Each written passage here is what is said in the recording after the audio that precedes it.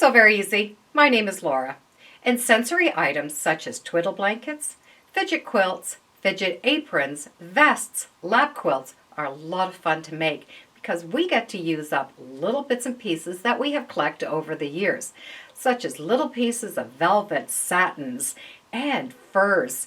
We can also use things that have very hard dimension to them, like belt buckles and clips, ribbons, bows, buttons. Anything can be put on these fidget quilts. And I like to make them what I call building blocks. That way we can build one piece at a time and keep making it until we get the size that we want. I'm going to be using a low loft 100% polyester fleece. This one is from Fairfield, and it has fusible on one side with the nice soft fleece on the other. This is going to speed up making all those little blocks because I get to fuse them on one side, which is going to give all of the things that I need to put on some stability. And it still has that nice softness. And being 100% polyester, it's very washable. I'm going to take this and I'm going to cut them into squares. Now you can make these squares any size you want. I like to use a 6-inch square. It's enough room where I can put little pieces of ribbon and leftover fabric on, and yet it's large enough that they're going to be able to touch the item on the square. The amount of squares you're going to need will depend on what you're going to do. To match these squares, I will use leftover fabric at 6 inches. So I will take the fusible side, which is that rougher side, and fuse the fabric right on top. So this is the good side of the fabric. And I can work with it just this way. A lot of times I'm going to be able to work just with the fusible fleece on its own. By fusing this down, it's stabilizing this piece, so you won't have to worry about it stretching or pulling in as you stitch on it. Once you have it fused on, you're going to be able to embellish it, and each one can be totally different. There's no right and there's no wrong. For example, here was an old clip that I had. So I've cut off a piece and I've put it on the end. And for the center, I want to make this come up and down so it gives an area where they can hold on. So I've stitched on one area, stitched in the center. I'm going to be able to lift it up, stitch again, lift, stitch, and I'm going to continue doing that right to the end. I don't worry about trimming off the edges until the end. We're going to be putting these blocks together, so it's important that you keep the outside edges free of anything that you really can't sew over top. Here's another block. This was just a piece of ribbon that I wove another ribbon through and have top stitched that down. The center, they're little nail heads, which have these little claws in them. I was able to just fold them back into that fleece, so that's stabilizing it. Old zippers are another great thing that you can put on. This was just an old zipper, and I've just used whatever decorative stitch I've had on the machine and have stitched it down. And I didn't want any of those hard ends into the seam allowances, so I just stitched another piece of fabric down on each end and just continued that decorative stitch. So it is nice and stable and strong, and the zipper is still workable. Old belt buckles work great, and loops also are a great thing to hold on to. Lace fabric also has a great texture to it. And in this case, I've just taken a piece of that lace fabric and stitched it right on top of that piece. I also have a piece of Velcro, which they're going to be able to fiddle with. But I've taken that Velcro top piece and I've moved it out of the way until I've finished stitching. I've put the soft piece up at the top, so the rougher piece is down at the bottom. Little elastic pieces are good to use. Little pieces of lace. And this was from a project, and that's all I had left. So I've just stitched it down, and then I've taken an extra piece of fabric, stitched the corner down, and folded that over. I'm going to be able to trim these all off after. I've used a white piece of fabric so you could really see the different colors. This was leftover loop embellishing. I've put the two together and have stitched a piece of ribbon on top with these little circles. These are made for curtains, the back of curtains. but it's a great thing that they're going to be able to play with. Whatever ribbon I had left over, I've just made some extra loops in the edges. By putting them on an angle versus straight, you're able to get smaller pieces up in the corner, and then the larger pieces will fit. You can put them this way if you have pieces long enough. So I have some gathered fabric, old trimmings. I've just put it on top of that white fabric with the fleece back. If I'm using just a solid fabric, I don't need to put the first fabric on top. This was just a thin fur, and I fused it right on top of that fleece. For a longer fur, I've done the same thing. I've just fused it right on the back side of that fur.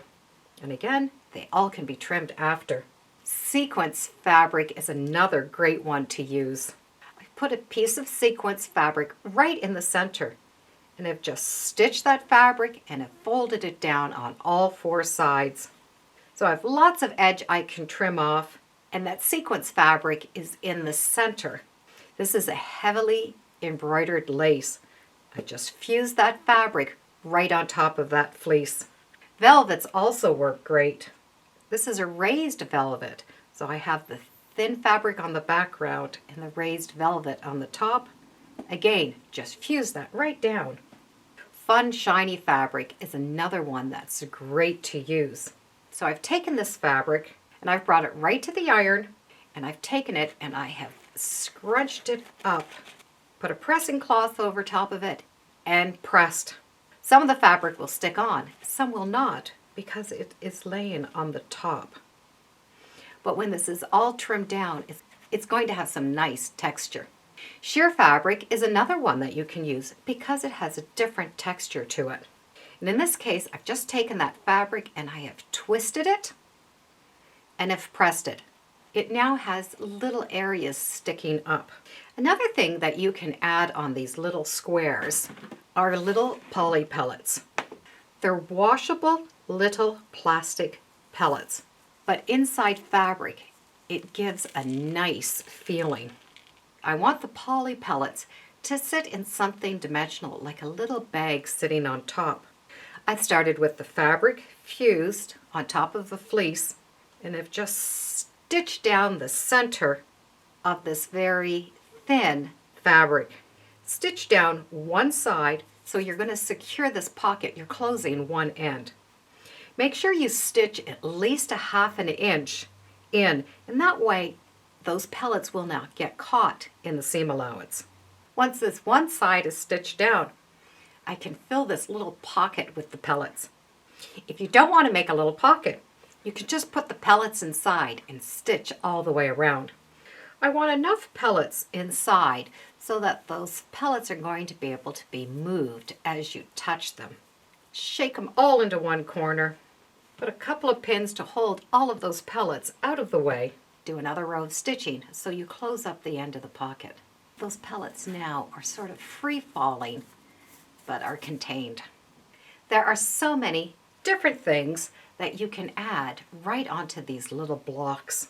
When you've made enough of these little squares, we're going to be able to trim them up, and we're going to tape them together, and we're going to make fabric tape.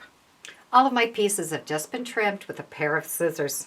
For the back of the quilt, I'm going to use a piece of flannel. You can use any fabric you want. I like to have a flannel for two reasons. Number one, it's nice and soft, but the other reason is flannel is not slippery like a satin or something very slick. So if it's sitting on a lap, it's not going to slide off the lap.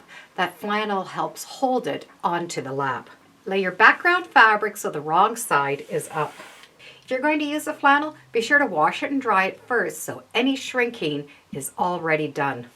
From there, I get to just build this. And I'm not overlapping my blocks, I'm just going to place them side by side. If they're off a little bit, that's fine too. Now we need to pin these blocks onto this back fabric, or we can put them on with an adhesive, a spray adhesive, or a couple of drops of glue just to hold them on. That way the quilting is going to go really easy.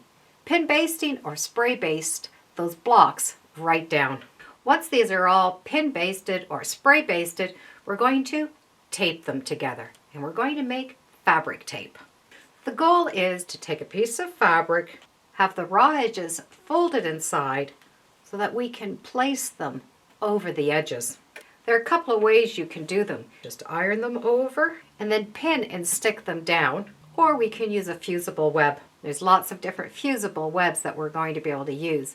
I'm going to show you the example on a red piece of fabric, that way you're going to be able to see it, but I'm going to use white to put these all together. I'm going to use a fusible web from Quilter Select. It has adhesive on both sides, but the one side you iron on and the next side that's under this paper has a sticky surface that you can just press down. You can cut strips out of your own fusible web, or you can get a box like this one, which happens to be already cut at 1 inch. This strip of fabric can be anywhere between 1.5 inches to 2 inches. I find 1 3/4 inches is a really nice measurement for me. The adhesive is going to go down, and just lightly press that adhesive on. From there, without removing that top piece, I can just fold over that one edge and then turn it over and fold over the second edge. I'm using the edge of that tape to keep a nice sharp line. It's all going to have a really nice 1 inch edge. When I take that top paper off, I have a sticky surface. I could fold that edge right down. So I have a nice clean finish on one edge, and this edge is like a tape. And I'm going to be able to take that tape side and place it over top of each of the seams. You can start with little pieces and then add the large pieces, or do them all one large piece. So I'll put one large piece down covering all of the edges. And that sticky is going to be like a tape and stick right down over top of the fabric. And by taping this over top, you're going to make sure that all of your ends are covered. And you can overlap right in these intersections and just finger press that down. The next thing is going to be top stitching this fabric down. We're going to top stitch through the white sashing, through those little squares, and the back fabric. So it's all going to be quilted at the same time. Following the edge, stitch all of this tape down. You're going to have little squares when you're finished. And with that tape stitched down, it's going to be quilted. Once it's all trimmed, you can put your favorite method of binding on. With the binding stitched down, you're done. If you're making these just to sit on someone's lap, you can take some strong ribbon and stitch ribbon onto each ends so that it becomes more of an apron, so it will be able to be tied around them and it won't fall off their lap. And no matter how many different things you put on it, it always looks nice and clean. What a fun way to use up all of your scraps, your bits and pieces, and you can do it as you go. Thank you for joining me today on Sew Very Easy. Feel free to subscribe, and as always, come on back. Let's see what we're sewing next time in the sewing room. Bye for now.